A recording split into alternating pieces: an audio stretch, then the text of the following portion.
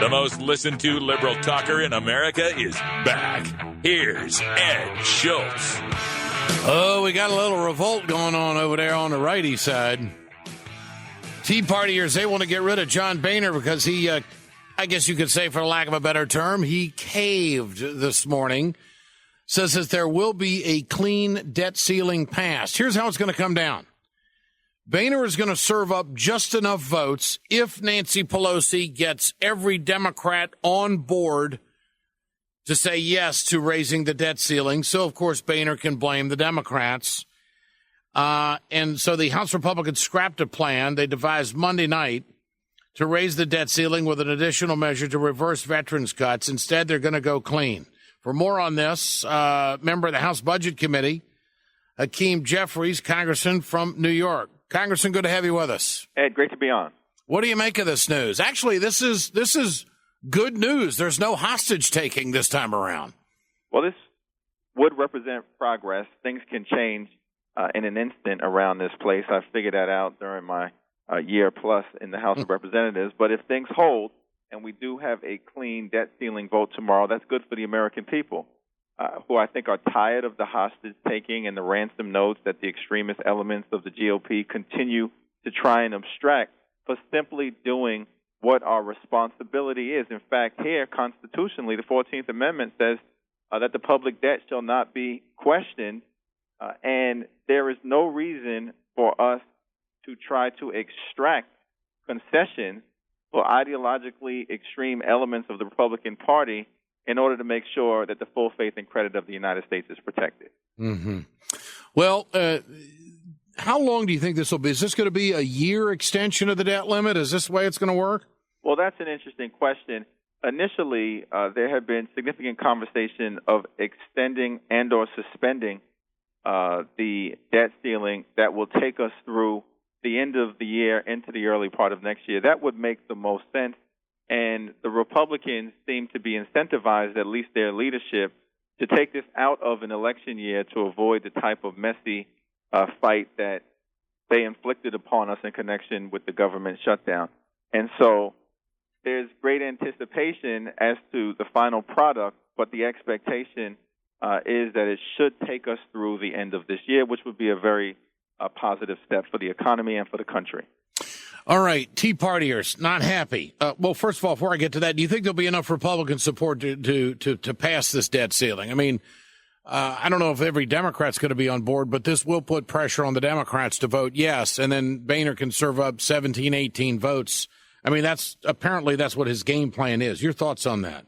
Well, I certainly hope that there are enough reasonable, moderate Republicans on the other side of the aisle such that we can get to 18, 19, 20 votes in the House Republican caucus, and I would expect that that is the case. When we've seen other bills that are controversial for the other side of the aisle come to the floor and pass, such as the reauthorization of the Violence Against Women's Act, Superstorm Sandy, the budget agreement that we reached last year, there were generally around 50 or so Republicans at minimum that voted with the Speaker. And so I think that that is likely to happen. Now, in terms of the Tea Party situation, we saw last night that Ted Cruz apparently admonished folks on the other side of the aisle and in the House Republican caucus not to do anything in terms of raising the debt ceiling unless significant spending concessions or structural reforms.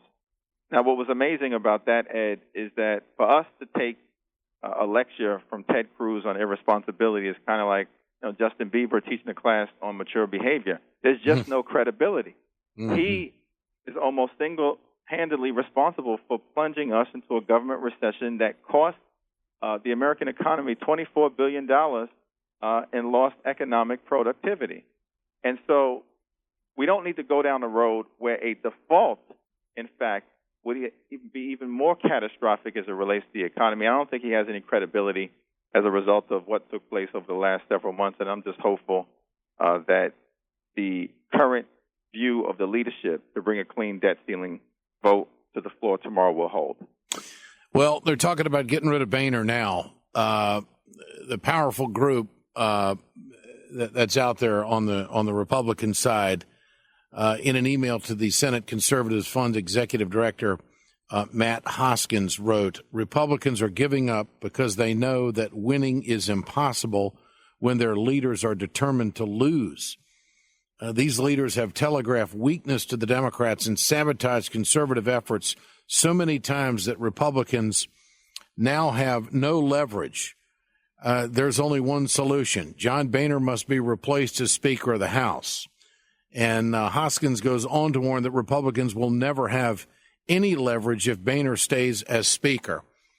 Do you think that there is a chance that there will be enough conservatives that would unload on Boehner to remove him as House Speaker? I think it's very unlikely at this stage. Now, perhaps they'll revisit the question when it's time for Speaker Boehner in a future year, though I hope that the Democrats, of course, take back control of the House and we can remove that question from the equation. But you can't beat something with nothing, as my grandmother used to tell me, Ed. And there's no viable candidate. It doesn't appear that Cantor has the vote or perhaps even wants the job at this moment, given the raucous, unruly nature of the conference on the other side of the aisle. And so we will see a lot of saber rattling. That's not unexpected in connection with this responsible decision that Speaker Boehner appears to have made. But I don't think that it will ultimately translate into a full-on revolt and the upending of John Boehner as Speaker this year. Okay, so why do you think Boehner did this? Why is it clean? Why is he going down this road? I suppose, folks who are in the mix might say this is a cave, but this is certainly not the behavior that we've seen from Boehner. And what do you think brought him to this point? What do you think that he made the calculation that government shutdown really hurt the Republicans? They don't need to stick another $25 billion on the American people, and that, the midterms are just too important. Let's just get this off the table and run with it. What conclusion do you think he came to? Well, I think substantively he had always taken the position that we would not default on our debt and that if necessary we would lift the debt ceiling. And that, in fact, was the position that he articulated even throughout the government shutdown. And as you recall, Ed, when the ultimate resolution came when we were up against the debt ceiling deadline and needed to respond. I think there was also a strategic calculation, I presume, that the leadership has made that the shutdown was so catastrophic for the Republican brand in terms of the irresponsibility, the recklessness, the extremism that was demonstrated, that to risk that type of damage again would be harmful when some on the other side of the aisle feel like they have a strategic advantage because they continue to press their case related to the Affordable Care Act. That's all they want to talk about, and that in their view, this may be an unnecessary distraction that could result in unfavorable consequences for them. And so I think it was a combination of the two.